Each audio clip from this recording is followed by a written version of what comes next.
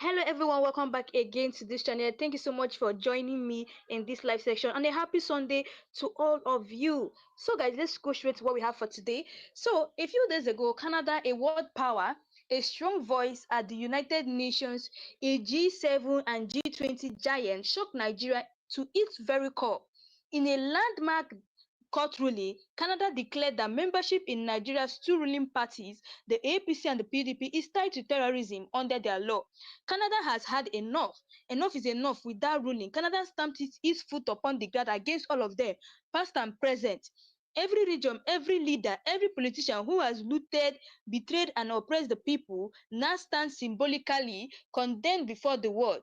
For the Igbo people who have suffered the deepest scars of the contraption called Nigeria, this moment feels like justice long overdue. The Britain we are called out, but where is Britain? Britain, shame on you. Shame on Britain. Canada is teaching you today what you should have done decades ago. You created this state called Nigeria. You forced different nations into one, and when the blood of Biafra flowed, you looked away. You used paper to cover your eyes. You tied it with rope, pretending not to see. But you saw everything. You knew everything, and you chose silence. Britain, you are the chief orchestra of this evil. You have defended Nigeria's corrupt politicians so for over the years.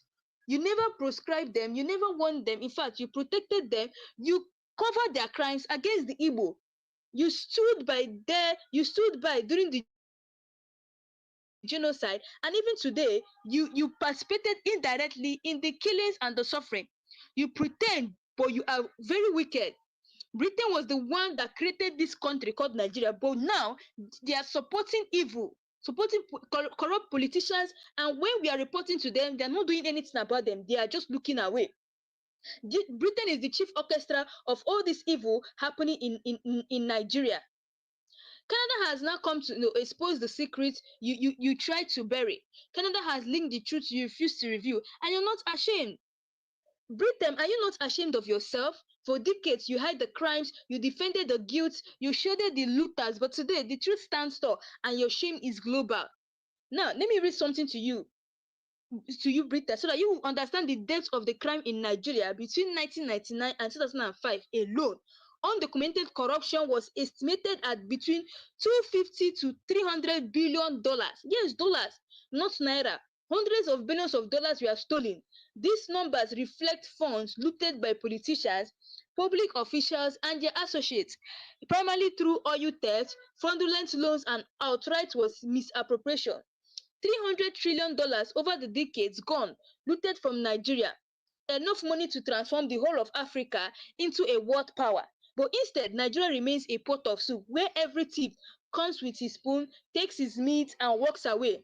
The people suffer while the rulers feast, and Britain, you stood behind them, protecting their oil wells, defending their blood money. I can beat my chest and say today that the Britons, they have oil well in Nigeria. They have big oil well in Nigeria. That's why you see they're not always coming out, to talk about anything concerning Nigeria. I can beat my chest to that. Every British prime minister, past and present, has oil well in Nigeria. That is why you will never speak the truth. You look away because your hands are soaked in oil and in blood. Why Niger Delta communities drink polluted water, why the Igbo cry for justice, you profit from their pain. But today, Canada has shown the world that you refuse to admit. Britain, you cannot wash your hands clean. You are guilty. You are complicit. You are part of the evil. But Canada has risen and the world is watching. This is no longer just Nigeria. This is no longer just Nigerian story. It is the story of betrayal, of silence, and now of justice echoing from across the seas. We've understood that the Britons have oil wells in Nigeria. That's why you see they don't want to do anything about the Mazi Nnamdi Kanu's extradition. They don't want to do anything about the way he's been illegally detained. Canada's ruling did not just target one man's Aslim case, it set a precedent. It declared to the world that Nigeria's political allies, past and present, they have blood on their hands, that they are not politicians but criminals in suits, that they are not leaders but looters of destiny. For once, the world is hearing the cries of Nigerians echo through the grave gavel of justice in Ottawa. Now, the silence of Britain, but Britain, the architect of Nigeria, remains silent. Not once have you condemned the systematic injustice. Not once have you admitted your role in this contribution. Instead, you turned Nigeria into your oil well, and every prime minister, past and present, has benefited from the corruption. Britain, you are the father of silence and the mother of complicity. Nigeria as a criminal enterprise. Nigeria is not running as a country. Nigeria is running as a criminal enterprise. It is a pot of soup where the ruling class dips their hand, picks the meat, and walks away. From military juntas to a civilian president, the pattern is the same. Is the same. Loot the treasury, stash the money abroad, and leave the people in poverty. The figures that shamed the world between 1999 and 2005, $250 to $300 were vanished. Over the decades, corruption has drained over 300,000 $300 trillion from Nigeria's coffers. This is more than enough to build thousands of hospitals, world-class universities, roads, and industries. But the people remain poor. Instead of development, the leaders built mansions in Dubai, estates in London, and offshore accounts in Panama. Nigeria oil is not a blessing, it is a curse. Britain, Shell, BP, and the political elites turned the Niger Delta into an oil field of blood. The water is black, the air is poisoned, and the people drink death daily. Yet billions flow into their pockets of politicians and foreign companies. Every British Prime Minister has oil interest in Nigeria. That's why Britain is silent. But the greatest victims have been the Igbo. The Igbo, from the genocide of the Biafran War, where over 3 million died, to the betrayal of the Abri Accord, to today's persecution of Nnamdi Kanu. Britain, you knew, but you said nothing. You supported the starvation, you defended the blockade, and today you still defend the Nigerian state while it crushes Igbo voices. Britain covered their crimes with lies. Every report of massacre, every protest crushed, every stolen billion covered with diplomacy and was excuses. But Canada has broken that silence. Canada has linked the secrets. Canada has pointed at Nigeria's political system and said this is terrorism in disguise. Donald Trump spoke. Canada spoke. Other nations are speaking, but Britain remains mute because Britain profits from Nigeria's chaos. Canada's ruling is not just a legal decision, it's a moral indictment against the silence of nations that know the truth but pretend to be blind. Kenya has come out to speak. Canada has come out to speak. Donald Trump has come out to speak, but Britain has still kept quiet. Britain has forgotten that they're the ones that created Nigeria and they forced us to be one. Now, all of a sudden, they are not saying anything. Nigeria in the dock of history. Nigeria now stands in the dock of history. Every politician, past and present, whether military or civilian, is implicated. From the generals who staged coups to the so-called Democrats who reached election. From the oil ministers who lifted billions to the president who turned the treasury into a private bank. Canada has declared them symbolically wanted before the court of humanity. The verdict of the people, and the people have given their verdict long ago. Nigeria is a failed state, not because of the citizens, but because of the rulers. Nigeria bleeds because of leaders who see it as a pot of soup. Britain defended them, but now Canada has exposed them, and history will never forget this moment. It will never. Many people have been coming out, saying, when are you going to release Mazi Nnamdi Kanu? You guys should release him. You guys have illegally detained this man. That is what many people have been saying. But guess what? Britain has not come out to say anything about it. The wife of Mazi Nnamdi Kanu went ahead of writing messages to the Britain president. Why are you not saying something about this? Upon this man is a citizen in Britain. You guys are not still saying anything about it. And now as I'm talking to you guys, the wife of Mazi Nnamdi Kanu, the same woman who has been coming out, to Uchechu Kanu, has been coming out to say, Britain, do something. Today she has been hospitalized. She has been hospitalized because imagine a man who hasn't seen his family for so long, for so many years. Now, Canada's landmark declaration, Canada's ruling against Nigeria was not a small gesture. It is a legal earthquake by declaring Nigerian politicians complicit in systematic corruption, terrorism, and crimes against humanity. Canada has placed the Nigerian state under international war scrutiny. This is not just about immigration, it's about justice. The long arm of global justice, Canada orders of arrest on site against corrupt Nigerian politicians show the immunity has limits.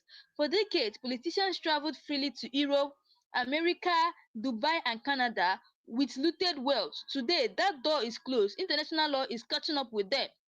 Britain, the colonial founder of Nigeria, remains silent. Why? Because every prime minister, past and present, has economic stakes in Nigeria's oil and gas wealth. Silence is not neutrality, it is complicity. Britain has shielded corruption for decades because it profits directly from Nigeria's coals. Nigeria is the sixth largest oil producer in the world, yet the majority of those people live in poverty. Oil revenues are siphoned through shell companies, offshore accounts, and foreign estates. Britain, Shell, and Nigeria Airlines profit, while the Niger Delta people drink poisoned water and breathe polluted air. Now, remember General Sani Abacha? He looted over $5 billion from Nigeria. To this day, his loot is still being recovered in Switzerland, the US, and Jersey. Yet, Abacha was not alone. Every administration after him continued the same pattern. Canada Declaration lumps all of them together. He called them thieves in power. Canada said that everybody associated in APC and PDP are all thieves in power. The Igbo people have carried the heaviest burden of Nigeria's injustice. In 1967 to 70, which was the Biafran War, over 30 million were starved to death. The abandoned property saga after the war, exclusion from federal appointment. Today, Nnamdi Kanu remains detained despite court rulings for his release. Canada's declaration indirectly validates the cry of systematic marginalization. Nigeria is run like a loot-sharing cartel, from budget paddling to fuel subsidy scam. The ruling classes sees governance as an ATM machine. Example, the 2012 fuel subsidy scandal revealed 6.8 billion were stolen in 1 year alone. Canada is saying enough is enough. While Britain and the EU remain silent, the US has sanctioned some Nigerian politicians, and Canada has now proscribed the entire political class. This contrast exposes the hypocrisy of international diplomacy, where nations act only when their direct interests are threatened. From Lekki Toll Gate 2022, where unarmed EndSARS protests were gunned down, to the massacres in Zara, Odi, and Oginiland, the Nigerian state repeatedly kills its own citizens. Yet these crimes are defended or ignored by Britain. Canada's stance reclassifies this as state-sponsored terrorism.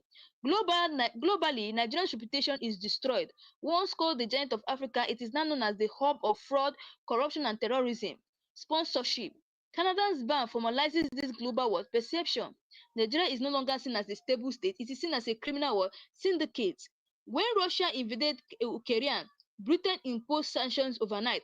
But when Nigerian politicians kill protesters, reach election, or loot billions, Britain looks away. Why? Because Britain benefits from Nigeria oil and corruption. Canada has broken that cycle of silence.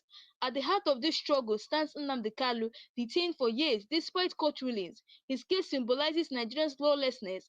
Canada's ruling indirectly strengthens his case, showing that his prosecution is not about law, but about silencing what dissent. Canada's ruling could inspire other nations. The US, Germany, and even African nations may follow with their own bans and sanctions. Nigerian politicians may find themselves unable to travel freely or launder stolen money abroad. Every generation of Nigeria has been betrayed. The independent generation betrayed by military coups, the civil war generation betrayed by genocide, the democracy generation betrayed by looting politicians. Canada's declaration is not just against individuals, but against a culture of betrayal. Beyond court of law, there is the court of humanity. History will remember Britain's silence and Canada's boldness. One day, Nigerian leaders will stand before international tribunals for crimes against their people. Yes, one day it's going to happen. It's going to happen one day because enough is enough. They keep holding an innocent man in detention for so long. And I always say this that it's time, like I always say, I say it's time for the Nnamdi Kanu's lawyers, to withdraw from this case. Yes, they should withdraw because if they withdraw from this case, you find out that people will start, talking about Mazi Nnamdi Kanu. All this international amnesty, they'll start looking into their matter. By then, if the lawyers withdraw from his case, we will not know that Mazi Nnamdi Kanu is a political prisoner 100%. By then, you will see many people will start talking about him. They should just the lawyer of Mazi Nnamdi Kanu should just withdraw from his case. Anything that the Nigerian government wants to do is to make a failed country. Many global analysts already classify Nigeria as a failed country, where governments exist only in name but cannot provide a security, justice, or basic services. Canada's declaration reinforces this narrative, showing that even the international community now doubts Nigeria's legitimacy.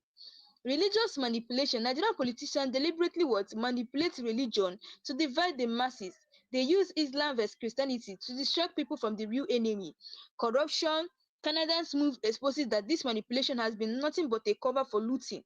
From 1966 to 1999, military dictators institutionalized corruption even when civilian rule returned. Most civilian leaders were ex-military generals. Canada's declaration indicates this unbroken chain of military-civilian corruption. Nigeria is ruled not by democracy but by godfathers. They install pulpits who must pay loyalty through contracts, appointments, and treasury were looting. Canadians arrest others target these same godfathers who act like mafia bosses. With 70% of youth unemployed, Nigeria has deliberately created a population dependent on handouts, thuggery, and election violence. Canada's declaration frames this as economic terrorism, politicians keeping people poor to control them. Every election since independence has been riddled with fraud, ballot box snatching, rigging, and vote buying are the norm. Canada's ruling indirectly calls these politicians what they are, enemies of democracy. Nigeria earns over $500 billion yearly in oil and resources, yet most citizens survive on less than $2 per day. Politicians weaponize poverty, distributing rice, noodles, and 5,000 naira during election. Canada's action labeled this as criminal abuse of citizens. Now, brain drain and silent genocide. Doctors, engineers, and scholars flee Nigeria every year. This mass migration is not accidental, it is the result of deliberate bad governance. Canada's stance highlights how Nigerian leaders are killing the country's future. Now, Western banks accept looted funds from Nigerian politicians. Billions stolen from Nigeria rest in Swiss, UK, and Dubai bank. Canadian declaration indirectly shames these banking havens. Now, terrorism did not grow in a vacuum. Politicians it did not grow in vacuum. Politicians fund and arm groups like Boko Haram and bandits to destabilize is the first country to publicly classify this as state linked to terrorism. Now, many Nigerians mainstream media is owned by politicians. There's so many mainstream media who are owned by politicians that you see them, they're always talking bad about Mazi Nnamdi Kanu. Now, they downplay corruption, censor truth, and promote propaganda. Canada's bold move break this censorship. It breaks this censorship, giving the world the truth. Nigerian media won't publish. Now, courts give judgment, but politicians refuse to obey them. Nnamdi Kanu's case is a prime example. Canada's ruling indirectly condemns the lawless political culture.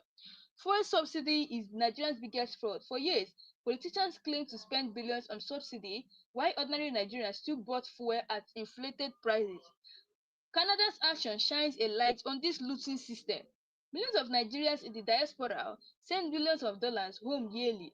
Canada's decision empowers the diaspora to push for accountability like never before. Why is it that no Igbo person has ruled Nigeria since 1970? Canada's declaration reopens this wound, showing that systematic exclusion is not an accident, it was a policy. Amnesty International and Human Rights Watch have documented massacres, torture, and state abuse in Nigeria for decades.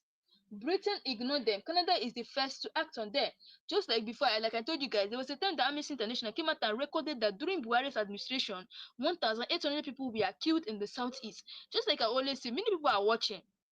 The Amnesty International is watching, Canada is watching, Donald Trump is watching, different people are watching what is going on and what Nigerians are doing to Mazi Nnamdi Kanu. Now, the economy of kidnapping has become an industry.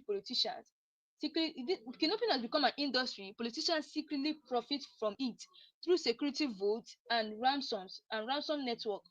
Canada's ruling identifies these same politicians as enablers of organized crime. These are the two countries within Nigeria, the Nigeria of politicians, private jets, London hospitals, offshore accounts. The Nigeria of ordinary people, power outage, poverty, police brutality. Canada is saying the world sees the hypocrisy now.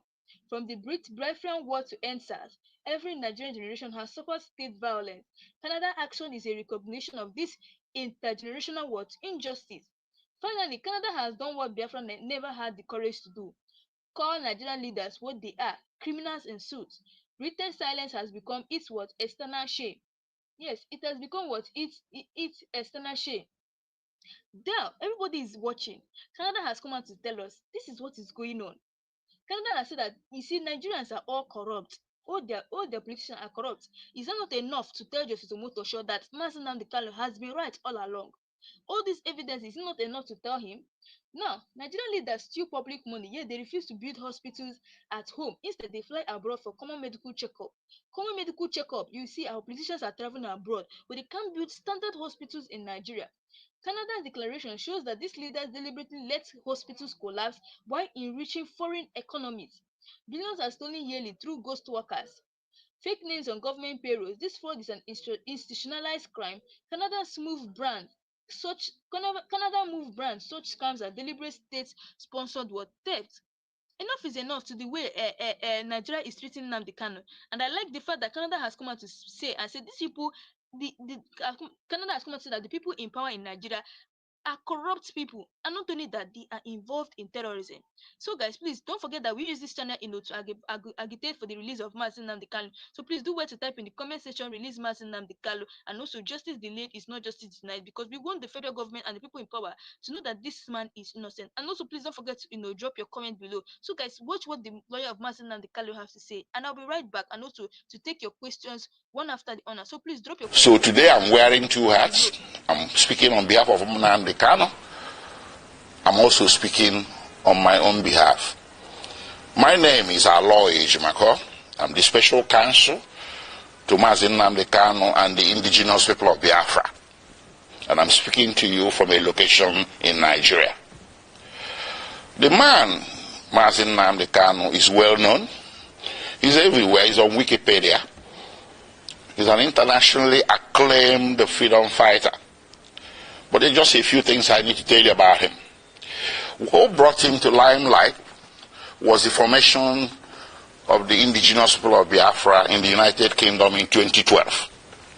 Simultaneously, he also founded Radio Biafra. And these two organizations were aimed at one thing: liberation for the people of Biafra, or restoration of the former Republic of Biafra that went defunct in 1970. The right to self-determination is a right that is guaranteed internationally, domestically, and continentally. It's within the black letters of Nigerian law at Article 20 of the African Charter on Human and People's Rights. The right to self-determination is guaranteed. So the formation of IPOB did not break any law. Not laws of United Kingdom, not international law, not Nigerian law. But guess what? When Mazi Nnamdi Kanu, who was born in Nigeria, but who acquired British citizenship later on, came to Nigeria in October 2015, the government of President Muhammadu Buhari, which had come to power in May, decided to arrest him. He was not arrested between 2012 and 2015 because the government of the day at that time understood that self-determination is not a crime. But the government that came into power in 2015 in May decided that self-determination is going to be treated as a criminal activity. So he was arrested in Lagos. He was charged for treason, also for insulting the president and illegal importation of radio equipment. 3 charges. The treason one, they split it into 2, treason by himself and treason by conspiracy.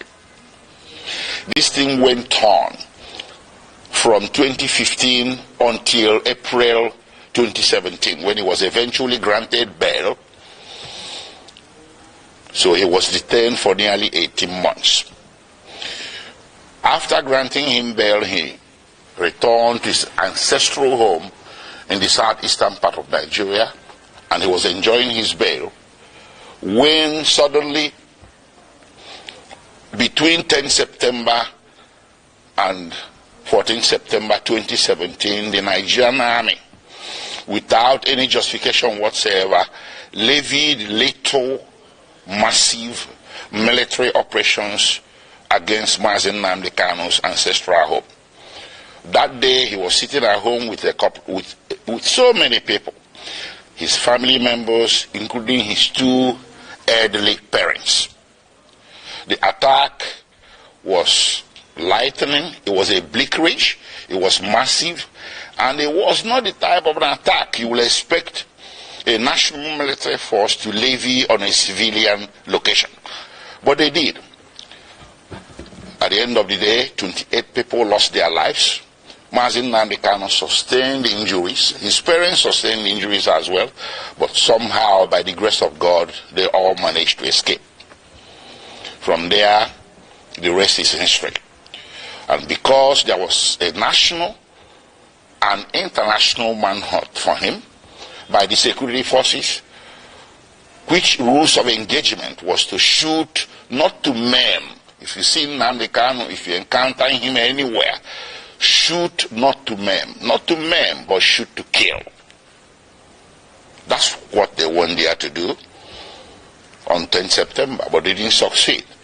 But it went on. They went on in a manhunt. So Nnamdi Kanu was forced to flee the municipal boundaries of Nigeria in search of safe haven overseas. Eventually, in May 2021, he settled in Kenya. He entered Nairobi and settled in Kenya somewhere. He never knew that Nigerian security forces, the international branch of it, were laying in wait for him. They laid an ambush for him. So on 19th June 2021, he drove himself to Jomo Kenyatta International Airport on a personal errand. As soon as he drove into the parking lot and alighted from his vehicle, several well-armed security men suspected to be of a mixture of Nigerian and Kenyan security forces swooped on him, grabbed him, abducted him, and put him forcibly in a vehicle and drove away. Well, they didn't take him to the police station. They didn't take him to immigration because he was a foreigner. He should have been taken to immigration. They didn't take him to any official law enforcement facility. They took him to a secret location in Nairobi, a non-official secret location. So in effect, they disappeared him. And they kept him at that secret location for a whole 8 days. And those 8 days he endured horrendous torture. All these are matters of record between the various tribunals and courts before whom this matter has been brought. I cannot begin to give you all the details. Horrendous torture in violation of basic human rights, in violation of the laws of Kenya, Nigeria, and the international community. When Nnamdi Kanu was abducted on 19th June 2021, the proper thing that should have been done is to take him to a police station, from there to a court. And then if you wanted him back in Nigeria, you subject him to what is called extradition proceedings. This is a basic tenet of the law that you see in the laws of any nation. Kenya has an extradition act to which Mazi Nnamdi Kanu should have been subjected. But guess what? They didn't do that. They rather disappeared him for 8 days, tortured him to their heart's content. And on 27th June, they secretly brought him out from this location and took him through the back doors, evading Kenyan immigration, direct to the tarmac of Jomo Kenyatta International Airport, Nairobi, where a private plane was waiting. They bundled him into the plane, chained him to the chair, and everything. He endured 5-6 hours flight from Nairobi to Kenya in the most excruciating circumstances. They arrived in Nigeria late in the evening and the plane flew back to Nairobi. They took him to the headquarters of the National Intelligence Agency in Abuja, where he spent the first night with all the lights left on to assure his maximum discomfort. The following day, they transferred him to the headquarters of Directorate of State Security in Abuja. And on the third day, they brought him before the Federal High Court in Abuja. The Federal High Court was well aware that Mazi Nnamdi Kanu has counsel of record. It was an open case, it wasn't a new case, a pre-existing case. But the Federal High Court decided to conduct the arraignment in violation of his constitutional right to counsel, and that arraignment led to. Anyways, taking you back a few steps, the little military invasion of 2017 was not unrequited, judicially speaking. I took the matter before two tribunals, or a tribunal and a court. First, I took it to the African Commission on Human and People's Rights, which rendered a decision in March 2018 condemning the action and calling it a violation of the African Charter. And they wrote to the President of Nigeria, they wrote a letter to the President of Nigeria requesting him or directing him. They used diplomatic language, but the decision was there that what you did is wrong, so you need to roll it back. You need to reverse everything you have done, which includes declaration of IPOB as a terrorist organization and hounding their members as criminals. The African Commission held that what Nigerian government was doing was persecution, not prosecution. That the IPOB and its members simply possess an inconvenient political opinion which the Nigerian government was seeking to suppress by means of punishment of some sort. And they asked or directed Nigerian government to reverse itself. Nigerian government never did. Rather, it escalated. Well, subsequently, I went to a local court, a high court in Abia State in eastern Nigeria.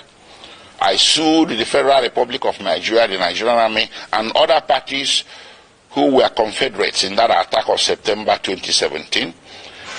And in January 2022, fortunately for us, we won. The High Court made an order. The High Court reached a judgment that what happened to Nnamdi Kanu in September 2017 was a flagrant violation of his constitutional right to life and constitutional right to his privacy. And the court proceeded to make an order ordering the federal government of Nigeria, or Federal Republic of Nigeria, to pay him a compensation of 1 billion Nigerian naira, which is over $1 million US. The court also ordered the Federal Republic of Nigeria and the President of Nigeria to issue a public apology to be published in 3 national Nigerian newspapers to Mazi Nnamdi Kanu. None of this has happened. So we kept that aside. So when they brought Mazi Nnamdi Kanu forcibly from Kenya without extradition proceedings, I characterized it an act of extraordinary rendition. Initially, there was a misunderstanding, a broad, widespread misunderstanding by vast majorities of Nigerians who were mouthing the cliche, Mazi Nnamdi Kanu extradited from Kenya. No, that was wrong. It wasn't. I told people it wasn't. It was extraordinarily renditioned or rendered, and that is against international law, Kenyan law, and laws of the Federation of Nigeria. So while his criminal trial was making its way slowly at Abuja, with all the several amendments the government was bringing, they walked away from treasonable felony, insulting the president, importation of radio equipment, and bam, to terrorism. That's how it happened. And they did this 7 times. 7 amendments. If Nnamdi Kanu was guilty, why is it taking so long to bring him to trial between 2015 and today? That is 8 years. So what he's undergoing is not really a judicial trial. It's a trial by ordeal. Trial by fire. Imprisonment before conviction. They just want to get as many years of jail time out of him as possible, because they know that with the evidence available, conviction will be impossible. And that was made worse by the extraordinary rendition, which I took also as a civil violation to a federal high court in Nigeria. And in October 2022, the federal high court came down with a judgment that extraordinary rendition was a violation of his constitutional rights, his fundamental rights, and they awarded him 500 million Nigerian naira. That's about $800,000. So all around, everywhere that this matter has gone to, including in July 2022, before the Human Rights Council at the United Nations, the Human Rights Council, United Nations, came down with an opinion that what happened to Mazi Nnamdi Kanu in Kenya and that brought him to Nigeria is a very grave violation of international law. And they directed that he should be released unconditionally. And of course, the Court of Appeal in Nigeria did come down with a similar judgment in same October 2022, discharging Mazi Nnamdi Kanu of all charges and bearing any further trial of his person in any court in Nigeria as a consequence, as a direct consequence of the extraordinary rendition. So what more can you ask for a man to deserve his freedom? How many have I counted? United Nations, which in this case should be considered a world court. Then you have the Nigerian Court of Appeal, which is the second highest court in the Federal Republic of Nigeria. Then you have the Federal High Court, which is the court of first instance at the federal level. And of course, you have the State High Court that awarded him 1 billion Nigerian naira. So between 2015 and today, 8 years and running, Mazi Nnamdi Kanu has snagged 4 major victories against the Federal Republic of Nigeria, with Federal Republic of Nigeria winning nothing. What more do you need as stark evidence, affirmative evidence that what is happening here, ladies and gentlemen, is an act of persecution, not prosecution? It's time to end it. On his behalf, I will ask all men and women of goodwill everywhere in the world to speak up. There was this saying about Jews. When they came for the Jew, you said nothing. When they came for the Jew, you said nothing because you're a trade unionist. Then when they came for the trade unionist, you say, well, I'm a scientist. You said nothing. They took the Jew, they took the trade unionist. And then when they came for the scientist, nobody spoke for you. Mazi Nnamdi Kanu is a poster boy for all the injustices that a great race, the Igbo people, and their cousins in the former eastern Nigeria have been subjected to since the founding of Nigeria. These injustices became more public because since 2015 they have been escalated. So how do you fight back? You fight back by telling the system, I want out. I want my own country is not a crime. It does not require a bullet. It doesn't require muscular military law enforcement. What it requires is sitting across the table and talking about it. A lot of nations have been founded on referendum. That's what Mazi Nnamdi Kanu and the Judicial of Biafra were asking for. That led to all this conundrum, to all this saga.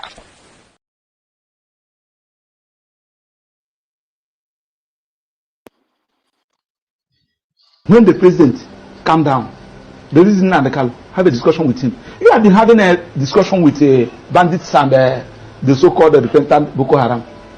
Tell me the offense of Nnamdi Kanu, because he's agitating for self-determination, which is his own constitutional fundamental rights granted to him by the constitution and the law. Well, the government's angle is not because of the agitation, because they know that everyone has a right to agitate, but they said the way he was going about it, like and then people were being incited. Well, that's even not what I'm what of the one the wife of the president incited people during the election? The wife of the president, he incited people that Igbo should go. What of the one Oba of Lagos said that Igbo should go and fall into lagoon? What of those that came out and said that Igbos will not vote? If you are not voting for APC, you will not vote. What happened to them? Has anybody been arrested? That Nnamdi Kanu said something. Then you now term that thing he said as is a terrorist, is a crime of terrorism. You charge him for terrorism.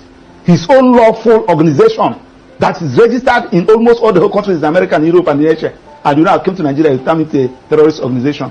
Now you are now saying that now that IPOB is being recognized in almost all the whole countries in America and Europe. So you are now saying that America, France, Germany, they are recognizing a terrorist organization because you don't want anybody to agitate. You want to suppress anybody. If you talk, you kill him, suppress him, jail him. In a country that is predicated on constitutional governance, it cannot work like that. Okay, let's get back to the ministerial nomination of Bianca Ojukwu, because you said he took away one from Anambra and brought in another. But remember that the president took away the minister based on the KPI results that came out, which he was not even the one, that did the evaluation. It was the result given to him with which he did that, meaning that if actually the minister had performed, above board in the KPI, he wouldn't have had any reason to remove her rather. Now, still on that ministerial list, we have 48 of them, am I right? And we have 36 states in this country, including FCT 37. So, apart from Southeast, that have only 5, every other region have more than 6, apart from Southeast. Now, check since 1999, we have been having series of presidents. Let's use what is going on now. The president is from where? Vice is from where? Speaker is from where? Senate President is from where? CJN is from where? Court of Appeal President is from where? National Industrial Court President is from where? Chief Judge of Federal High Court is from where? And they are saying that the people of Southeast belongs to this country. Are you sure Max, are you sure you're not? It's just like what I said too. Isn't it time we started to be less sentimental about this diversity? We have to apply it now. We are saying that the only people that are qualified to hold this position, nobody from South is qualified. On what basis? Are you saying that the chief of Naval Staff is from the Southeast? Huh? The chief of Naval Staff? From where? I'm talking about the key position. Number 1 person, number 2 person, number 3 person, number 4 person, number 5 person. The key position, we have 3 arms of government: the executive, the judiciary, and the parliament. You can never see anybody from Southeast there.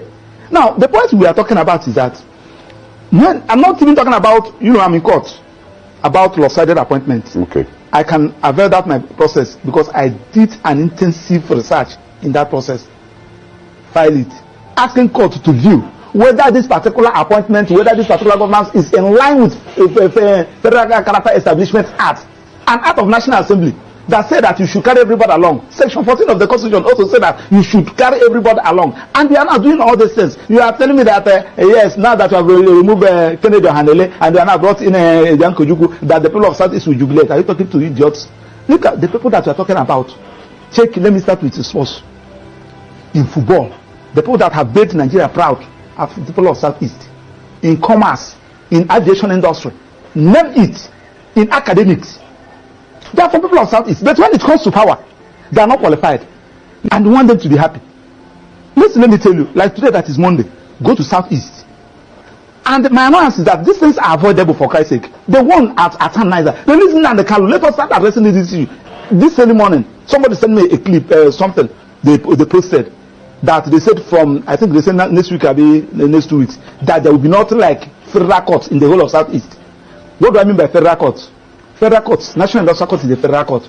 Federal High Court is a federal court. Court of Appeal is a federal court. Now, the judges that are there, most of them are not Igbos. Majority of them are not Igbos. How should you risk somebody to go and preside in the Court of Appeal over the Judicial Division, Oka Judicial Division, Enugu Judicial Division? How can you appoint somebody to go and preside in Federal High Court in the Southeast, National Industrial Court in the Southeast?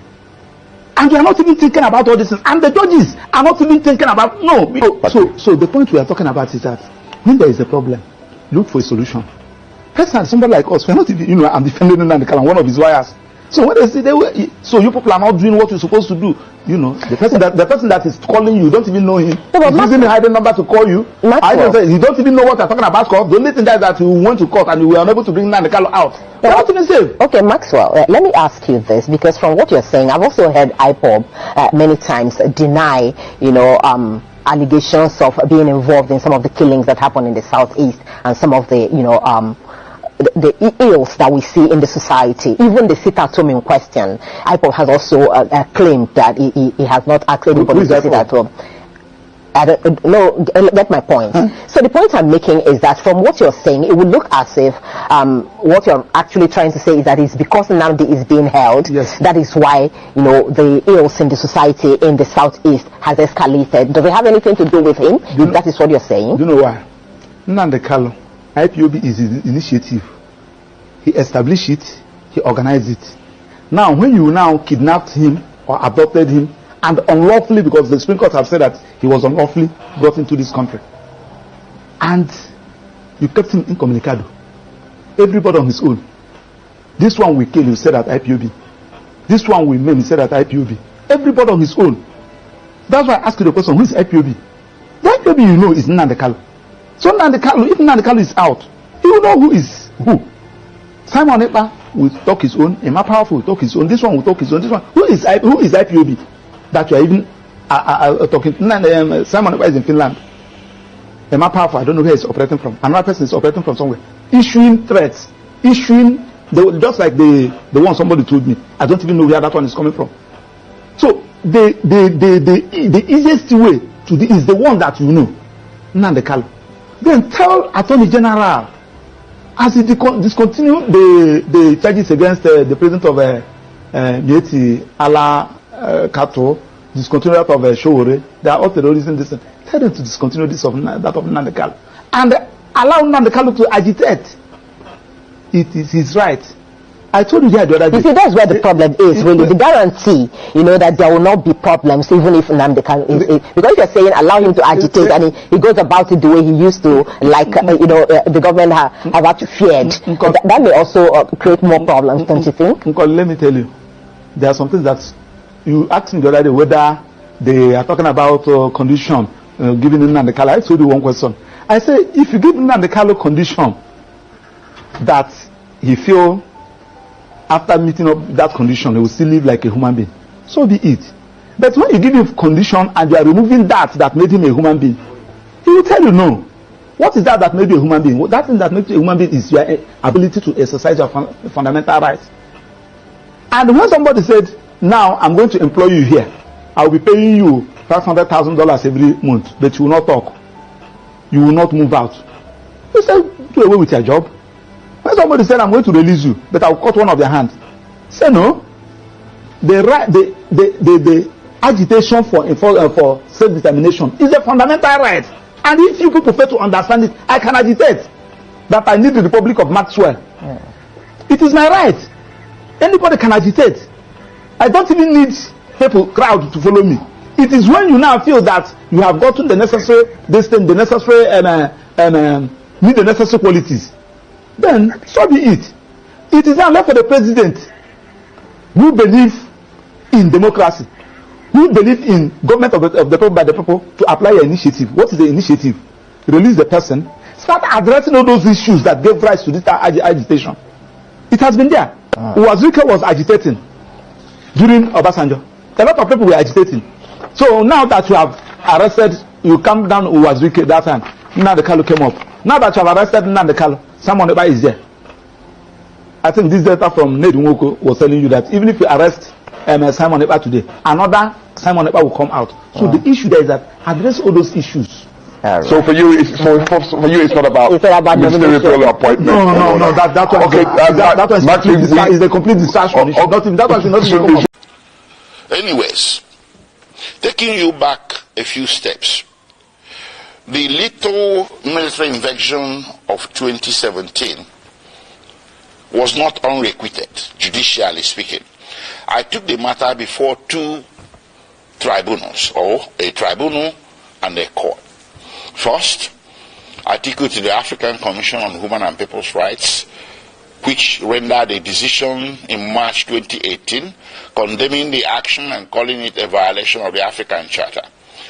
And they wrote to the President of Nigeria, they wrote a letter to the President of Nigeria requesting him or directing him. They used diplomatic language, but the decision was there that what you did is wrong, so you need to roll it back.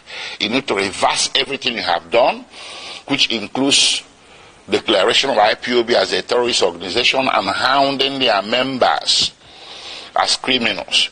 The African Commission held that what Nigerian government was doing was persecution, not prosecution.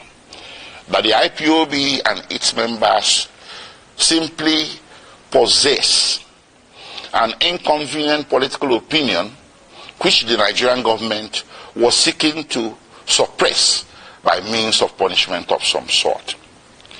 And they asked or directed Nigerian government to reverse itself. Nigerian government never did. Rather, it escalated. Well, subsequently, I went to a local court, a high court in Abia State in eastern Nigeria. I sued the Federal Republic of Nigeria, the Nigerian Army, and other parties who were Confederates in that attack of September 2017. And in January 2022, fortunately for us, we won. The High Court made an order. The High Court reached a judgment that what happened to Nnamdi Kanu in September 2017 was a flagrant violation of his constitutional right to life and constitutional right to his privacy. And the court proceeded to make an order ordering the federal government of Nigeria or Federal Republic of Nigeria to pay him a compensation of 1 billion Nigerian naira, which is over $1 million US dollars. The court also ordered the Federal Republic of Nigeria and the President of Nigeria to issue a public apology to be published in 3 national Nigerian newspapers to Mazi Nnamdi Kanu. None of this has happened. So we kept that aside. So when they brought Mazi Nnamdi Kanu forcibly from Kenya without extradition proceedings, I characterized it an act of extraordinary rendition. Initially, there was a misunderstanding, a broad, widespread misunderstanding by vast majorities of Nigerians who were mouthing the cliche, Mazi Nnamdi Kanu extradited from Kenya. No, that was wrong. It wasn't.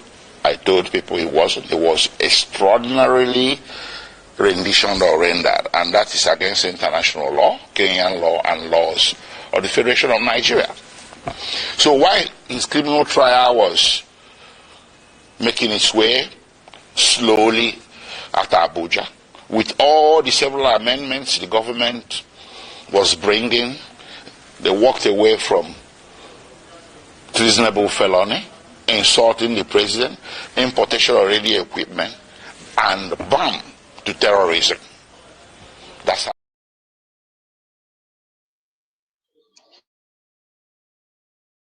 So guys, you guys have listened to what the lawyers of Mazi Nnamdi Kanu said, right? So just like I'm always saying that, I love the fact that everyone that they're calling out the Nigerian politicians, also calling out Britain, asking why is Britain so quiet, over what is going on. It's billions of dollars every year, yet the money never reflects in infrastructure. Canada's action shows that future debts are blood money stolen upfront. The petroleum subsidy regime was a multi-billion-dollar fraud where politicians paid themselves for fuel that never existed. Canada's ruling calls this organized state theft. Few political connected allies control import license, struggling competition. Canada's move highlights how Nigeria deliberately creates artificial poverty through monopolies. Japa syndrome is a direct result of politicians destroying opportunities at home. Canada's decision validates the reason Nigerians are fleeing in drones. So guys,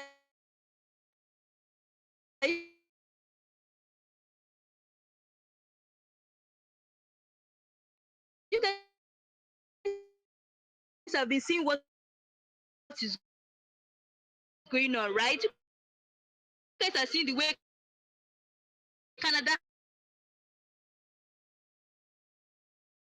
has decided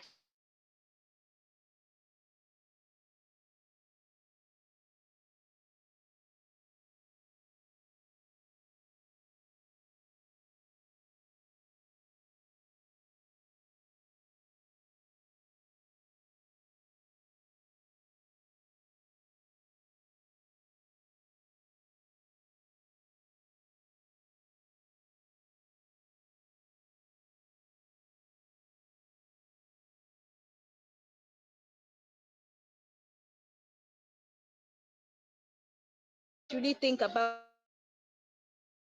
this by dropping your comment below. And also, if you know you're new to